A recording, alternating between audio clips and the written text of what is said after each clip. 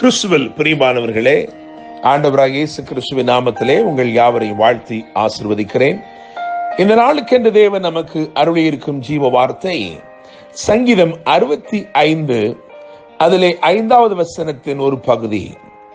நீர் பயங்கரமான காரியங்களை செய்கிறதினால் எங்களுக்கு நீதியுள்ள உத்தரவு அருளுகிறீர் என கேட்கிற தேவனுடைய பிள்ளைகளே, இந்த பயங்கரமான காரியங்கள் என்று சொல்லப்பட்டிருக்கிறது. ஆங்கில வேதாகமம் ஆசம் திங்ஸ் என்று எழுதியிருக்கிறது. ஆச்சரியமான காரியங்கள். எனவே தேவரே, நீர் ஆச்சரியமான காரியங்களை செய்கிறதினால் எங்களுக்கு நீதியுள்ள உத்தரவு அருளுகிறீர் என்றே இந்த வசனம் பொருள்படுகிறது. நான் நம்புகிறேன், விசுவாசிக்கிறேன், தேவன் ஆச்சரியமான விதமாய் உங்களுக்கு இந்த நாளிலே பதில் கொடுக்க போகிறார். அல்லது ஆச்சரியமான பதில்களின் நாளாக இந்த நாள் இருக்கிறது. A day in which God deliberately answers us in an awesome way. A day of awesome answers.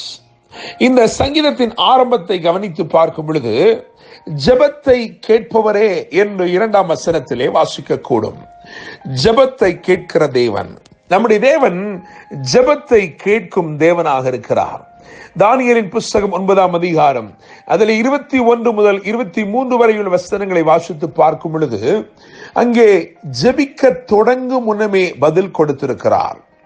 இன்னுமாக அப்போஸ்தலர் 9ஆம் அதிகாரம் 10, 11 ஆகிய வசனங்களை வாசித்து பார்க்கும் பொழுது, அங்கே ஜெபித்து கொண்டிருக்கிற போதே பதில். சவுல், அவனை குறித்து வேதம் சொல்கிறது, அவன் இப்பொழுது ஜெபம் பண்ணி கொண்டிருக்கிறான். ஜெபித்துக் கொண்டிருக்கும் போதே பதில். மாத்திரமல்ல, அப்போஸ்தலர் 12:16 இன்னுமாக ஆதியாகமம் 24:15 கவனிக்கும் பொழுது, ஜெபித்து முடிக்கும் முன்னமே பதிலை தேவன் கொடுத்திருக்கிறார்.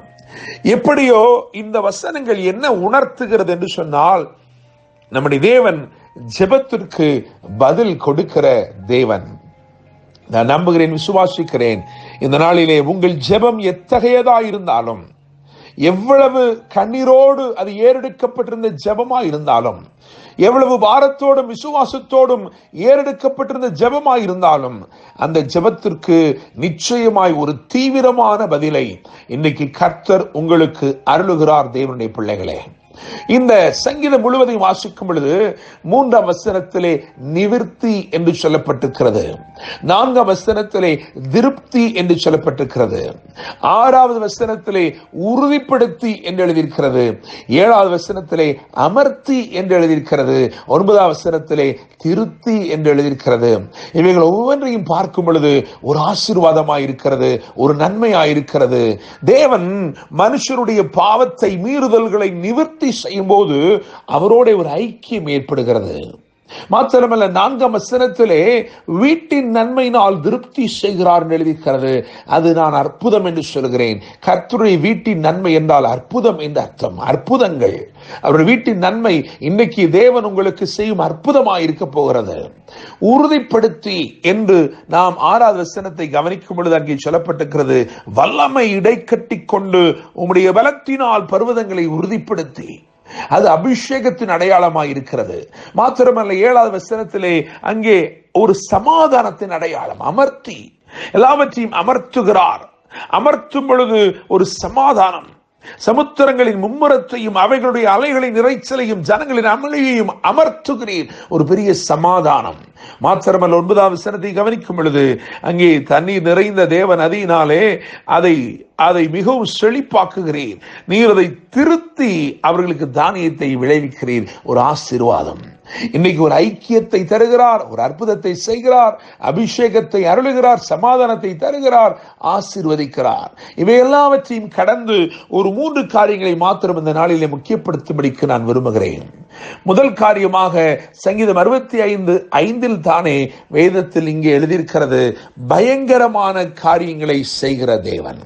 அவர் பயங்கரமான காரியங்களை செய்கிற தேவன்.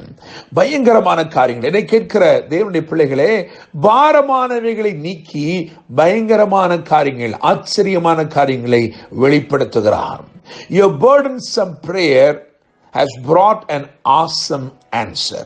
அதான் முதல் காரியமா நான் சொல்ல விரும்புகிறேன், பயங்கரமான காரியங்கள். இரண்டாவதாக பாதைகளின் ஆசீர்வாதம். அதாவது வேதம் சொல்லுகிறது நெய்யாய் பொழியும் பாதைகள். நெய்யாய் பொழியும் பாதைகள். 11ஆம் வசனத்தை கவனித்து பாருங்கள். நெய்யாய் பொழியும் பாதைகள். 9ஆம் வசனத்திலே திருத்தி என்று எழுதியிருக்கிறதே, அவர் தீமையானதை திருத்தி நன்மையானதை விளைவிக்கிறார். என கேட்கிற தேவனுடைய பிள்ளைகளே, முதலாவது அவர் பாரமானவைகளை அகற்றி உங்களுக்கு பலமுள்ள ஆசீர்வாதங்களை, பயங்கரமான ஆசம் ஆன்சர்ஸ், பலத்த பதில்களை உங்களுக்கு அருளுகிறார்.